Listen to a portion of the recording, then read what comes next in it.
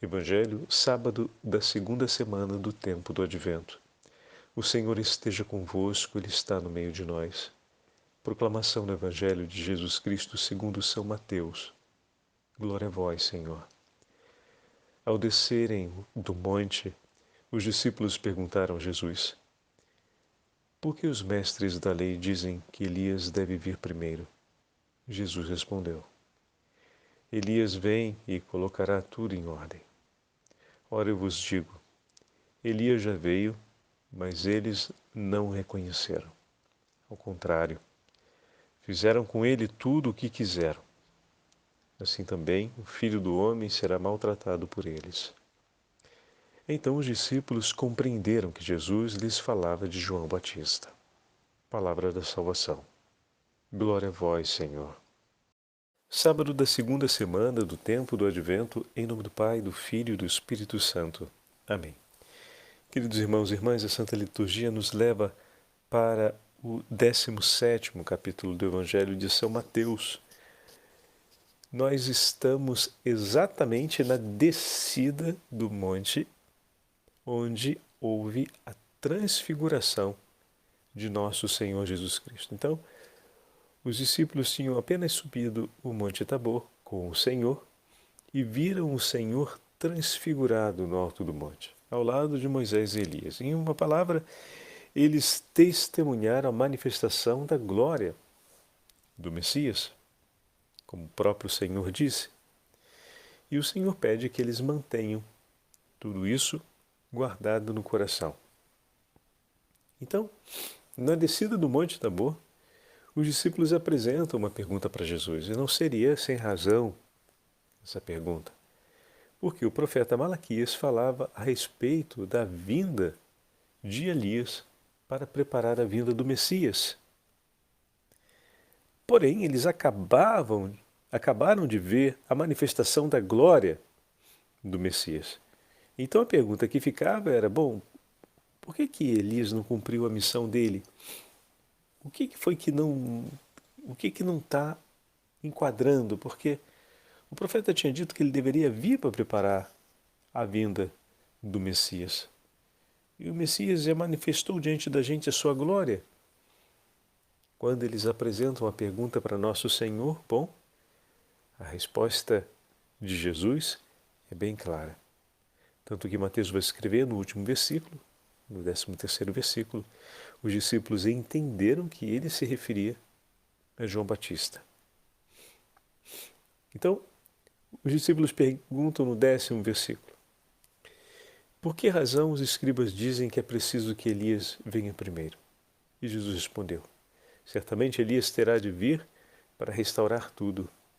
E de fato, João Batista veio com o espírito de Elias, veio guiado, veio sob a potência do mesmo espírito que conduziu o profeta Elias, e não é sem razão, desde do ventre de sua mãe, João Batista já está pleno do Espírito Santo. E ele vem para dar testemunho do Messias. Ele vem para preparar a vinda do Messias. E Jesus vai dizer: Elias já veio, mas não o reconheceram.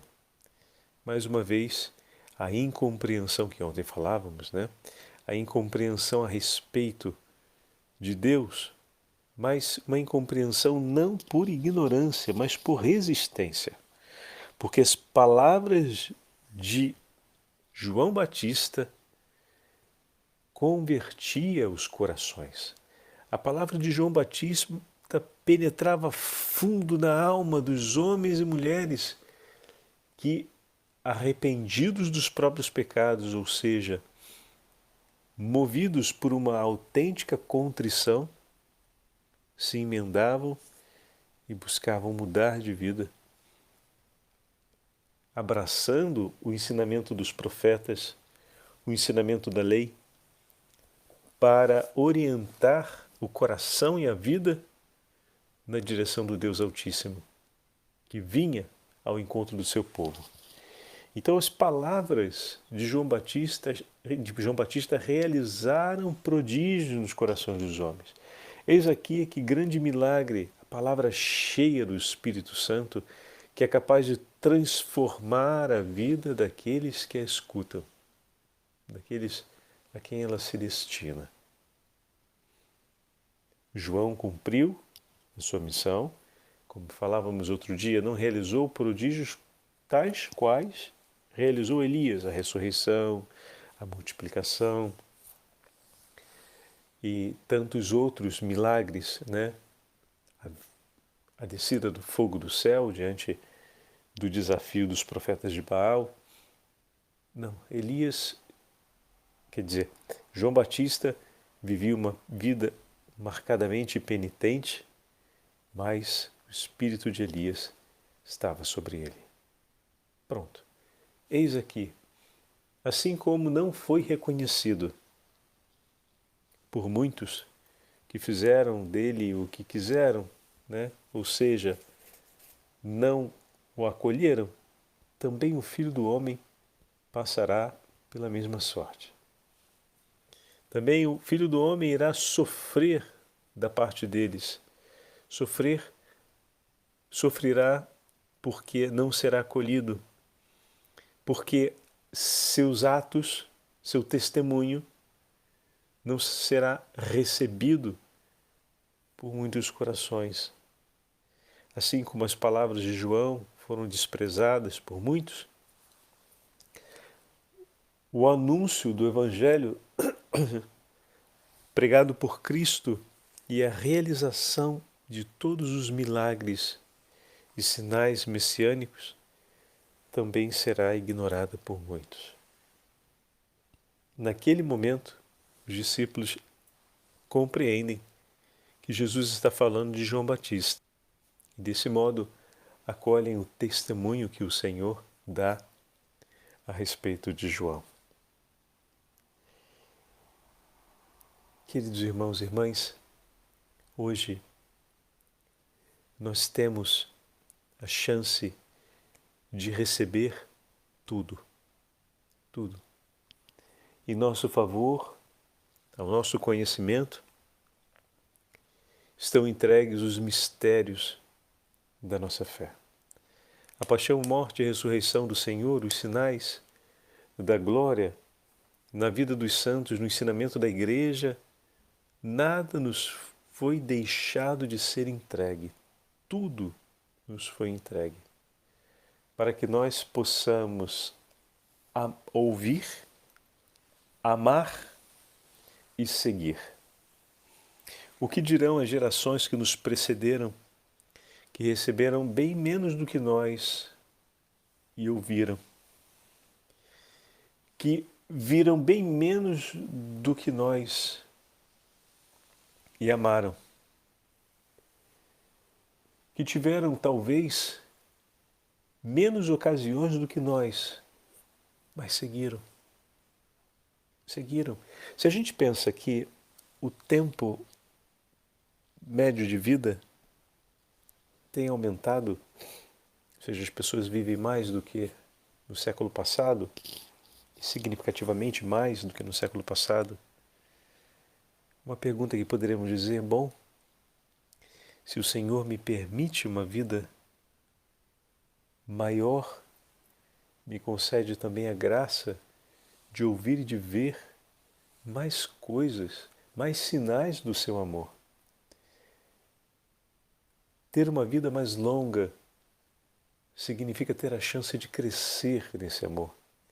Significa ter a chance de recolher maiores e mais numerosos testemunhos do Senhor. Significa também ter a chance de praticar mais a caridade. Já parou para pensar nisso? A gente constantemente está tocando nesse ponto. O tempo de vida se alonga, cada vez mais a medicina faz passos, sucessos, mesmo com inúmeros problemas que a gente ainda tenha sobre as pandemias, sobre as bactérias extremamente resistentes, como agora esse microplasma em relação à pneumonia, né? A resistência a antibióticos e trazendo de novo esses surtos. A gente tem uma série de coisas ainda para serem enfrentadas. a doença do nosso tempo, que são os tumores cancerosos, e como entender a causa deles e o tratamento deles é sempre um desafio, mas quantos passos nesses últimos 30 anos a ciência não fez melhorando as técnicas de tratamento, né, dessa doença que é tão agressiva, é tão violenta. Então, tudo isso nos dá um tempo maior de vida. E o que a gente vai fazer com essa vida maior? Esse tempo mais longo? Parece que estamos conseguindo arrancar mais tempo na duração da nossa vida. Se o Senhor, as nossas gerações, porque não corresponde somente agora a essa geração presente, já a geração dos nossos avós viveu um tempo maior do que aquela dos nossos tataravós, daqueles que estavam bem lá atrás, no início do 900 ou ainda no final do 800. Então, por que o Senhor está aumentando, concedendo essa graça, que com o avanço da ciência façamos uma vida mais duradoura, mais longa, para recolhermos maiores sinais do seu amor, para recebermos com maior intensidade e profundidade a sua palavra, temos mais tempo para ouvi-la e para internalizá-la no nosso coração, para amar nosso Senhor sobre todas as coisas e para viver a caridade pelo nosso próximo. Então, as três passagens, temos mais tempo para ouvir, temos mais tempo para amar e temos mais tempo para seguir o Senhor. E não para ficarmos mais tempo anestesiados, perdendo-nos no passar da história, quase como se fôssemos roubados de nós mesmos. O Senhor, se nos dá um tempo de vida maior, é para poder ouvirmos mais, amarmos mais e seguirmos mais de perto a Ele. Pensa nisso, pede essa graça. Senhor, tenho tanto o que fazer. A gente pensa, né? Bom, a gente vai trabalhar e tudo mais, e o trabalho toma muito tempo da nossa vida, isso e aquilo. De fato, a gente vai ter muitos afazeres. Não espera que venha a aposentadoria para poder dizer, bom, ali eu vou me dedicar um pouco mais. Falamos isso com insistência. Podemos todos os dias, no contexto em que estivermos, sobre a exigência que estivermos, oferecer um ato de amor ao Senhor e realizar um ato de honra a nosso Senhor, ou seja, podemos viver Cristo em todas as situações concretas da nossa vida. Então, nesse tempo maior que temos, não é que estamos à espera de um momento bom para isso, porque estamos super ocupados com outras coisas. Quando chegar a aposentadoria, a gente vai dedicar mais tempo para isso, né? Ou então, quando deixar de fazer algumas outras coisas, porque nesse momento minha vida está muito atarefada, aí eu me dedico, mas vai chegar o meu momento de me dedicar à espiritualidade. Às vezes a gente escuta essas frases, né? Ainda não cheguei nos meus anos da espiritualidade. Aí a gente olha os grandes santos, como vimos esses dias, Santa Luzia, né? Pronto. Então, nova, uma dedicação total. A gente tem ainda tantos outros irmãos e irmãs que tão novos se dedicaram completamente ao Senhor, e outros que não cruzaram a casa dos 30 anos, porque já antes entregaram o espírito ao Senhor, viveram uma vida plena. É isso que devemos suplicar ao Senhor nesse tempo do Advento, um coração disposto a viver uma vida plena em Cristo. Plena. E para concluirmos a nossa meditação, gostaria de dividir com vocês, nesses dias, a Liturgia das Horas traz na segunda leitura do Ofício das Leituras sermões e conferências espetaculares. Hoje nós vamos ouvir uma que vai aproximar a imagem da Virgem Santíssima e da Igreja com uma delicadeza tremenda, que foi escrito pelo bem-aventurado Isaac, que foi abade do Mosteiro das Telas. Estamos falando de um abade do Oriente, que no 12º século escreve essas palavras tão lindas, fazendo o paralelo entre a Virgem Maria e a Santa Igreja. Maria e a Igreja. O Filho de Deus é o primogênito dentre muitos irmãos. Sendo filho único por natureza, associou a si muitos pela graça, para serem um só com ele. Com efeito, a quantos o recebem, diz o evangelista João, deu-lhes capacidade de se tornarem filhos de Deus. Constituído filho do homem, a muitos constituiu ele filho de Deus. Ele, o Filho único, por seu amor e poder, associou muitos a si. E todos esses, embora sejam muitos, por sua geração segundo a carne, são um só com ele, pela regeneração divina. Olha que lindo. Um só, portanto, é o Cristo total, cabeça e corpo. Filho único do único Deus nos céus e de uma única mãe na terra. Muitos filhos e um só filho. Pois assim a cabeça e os membros são um só filho. Assim também Maria e a Igreja são uma só mãe e muitas mães, uma só virgem e muitas virgens. Ambas são mães e ambas são virgens. Ambas concebem virginalmente do mesmo Espírito. Ambas sem pecado dão à luz uma descendência para Deus Pai. Maria, imune de todo pecado, deu à luz a cabeça do corpo. A Igreja, para a remissão de todos os pecados, deu à luz o corpo da cabeça. Ambas são mães do Cristo, mas nenhuma delas pode, sem a outra, dar à luz o Cristo total. Por isso, nas Escrituras divinamente inspiradas, o que se atribui, de modo geral, à Igreja, Virgem Mãe, aplica-se particularmente e perfeitamente à Virgem Maria. E o que se atribui especialmente a Maria, Virgem Mãe, pode-se com razão aplicar de modo geral à Santa Igreja, Virgem Mãe. E quando o texto se refere a uma delas, pode ser aplicado indistinta e indiferentemente tanto a uma quanto a outra.